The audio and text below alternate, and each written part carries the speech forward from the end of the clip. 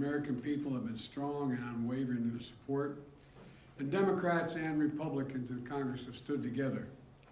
The United States has worked in lockstep with our allies and partners around the world to make sure the Ukrainian people are in the strongest possible position to defend their nation, their families, and against the truly brutal aggression of Russia.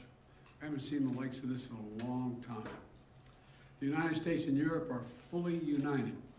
This morning, I had a long conversation with our NATO allies, German Chancellor Scholz, French President Macron, Prime Minister Sunak, and the Italian Prime Minister Meloni, to continue our close coordination and our full support of Ukraine.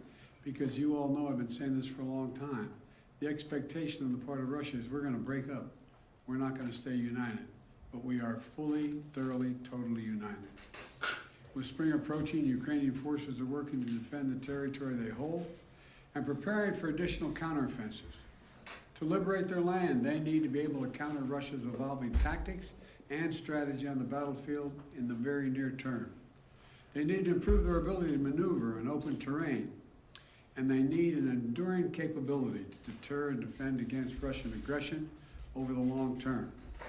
The Secretary of State and the Secretary of the military behind me they've been deeply involved in this whole effort. Armored capability, as General Austin will tell you, has been critical, and that's why the United States has committed hundreds of armored fighting vehicles to date, including more than 500 as part of the assistance package we announced last Friday. And today I'm announcing that the United States will be sending 31 Abrams tanks to Ukraine, the equivalent of 1 Ukrainian battalion. Secretary Austin has recommended this step because it will enhance the Ukraine's capacity to defend its territory and achieve its strategic objectives. The Abrams tanks are the most capable tanks in the world. They're also extremely complex to operate and maintain. So we're also giving Ukraine the parts and equipment necessary to effectively sustain these tanks on the battlefield. And we'll begin to train the Ukrainian troops on these issues of sustainment, logistics, and maintenance as soon as possible. Delivering these tanks to the field is going to take time. Time that we'll see and we'll use to make sure the Ukrainians are fully prepared to integrate the Abrams tanks into their defenses. We're also closely coordinated this announcement with our allies. The American contribution will be joined by an additional announcement, including that will be readily available and more easily integrated for use in the battlefield in the coming weeks and months from other countries. I'm grateful to Chancellor Scholz for providing German Leopard 2 tanks and will lead an effort to organize a European contribution of 2 tank battalions for Ukraine. I want to thank the Chancellor for his leadership and his steadfast commitment to our collective efforts to support Ukraine. Germany has really stepped up.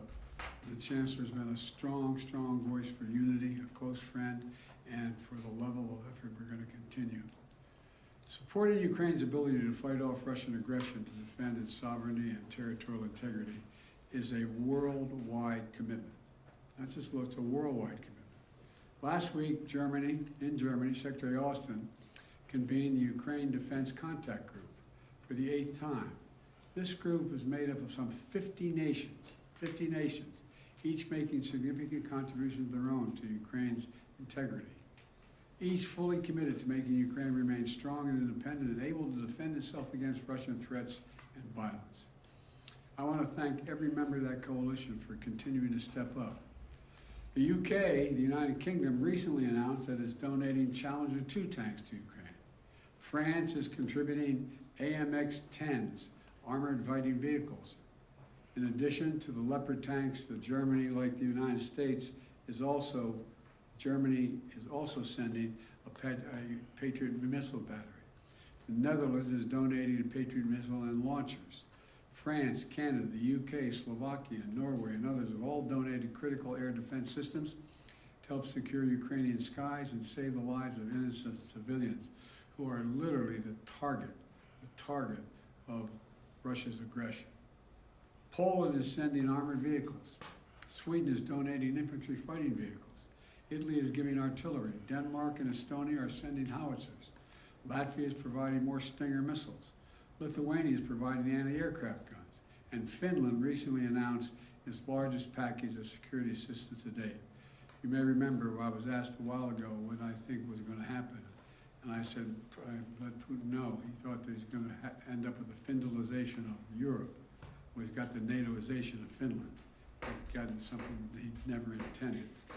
Together with our allies and partners, we've sent more than 3,000 armored vehicles, more than 8,000 artillery systems, more than 2 million rounds of artillery ammunition, and more than 50 advanced multi-launch rocket systems, anti-ship and air defense systems, all to help counter Ukraine's brutal aggression that's happening because of Russia.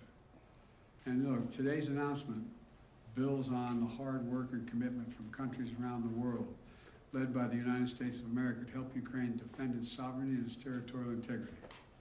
That's what this is about, helping Ukraine defend and protect Ukrainian land. It is not an offensive threat to Russia.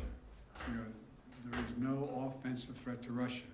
If Russian troops return to Russia, they'll be there where they belong. This war would be over today. That's what we all want, an end to this war in just and lasting terms. You know, our teams do not permit one nation. We're not going to allow one nation to steal a neighbor's territory by force. Our terms that preserve Ukraine's sovereignty and territorial integrity and honor the UN Charter. They're the terms we're working on. And you know, these are the terms we all signed up for and 143 nations voted for in the United Nations General Assembly last October. So, the United States, standing shoulder to shoulder with allies and partners, is going to continue to do all we can to support Ukraine. Putin expected Europe and the United States to weaken our resolve. He expected our support for Ukraine to crumble with time. He was wrong. He was wrong. And he was wrong from the beginning, and he continues to be wrong. We are united. America is united, and so is the world. We approach the one-year mark, as we do, of the Russian full-scale invasion of Ukraine. We remain united and determined as ever in our conviction and our cause. These tanks are further evidence of our enduring, unflagging commitment to Ukraine and our confidence in the skill of the Ukrainian forces. As I told President Zelensky when he was here, and today's his birthday, by the way, in December, we're with you for as long as it takes, Mr. President. Ukrainians are fighting an age-old battle against aggression and domination.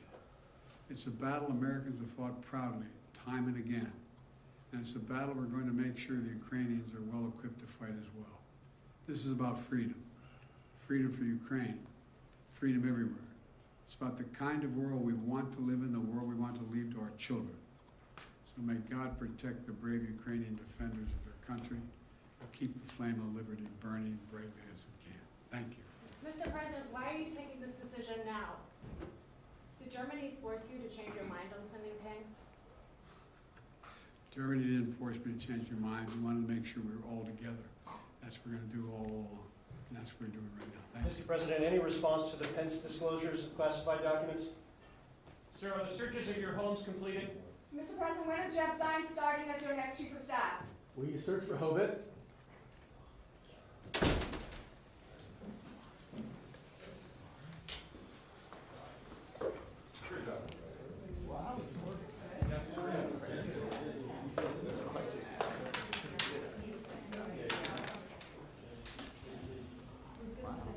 I got you, Evelyn.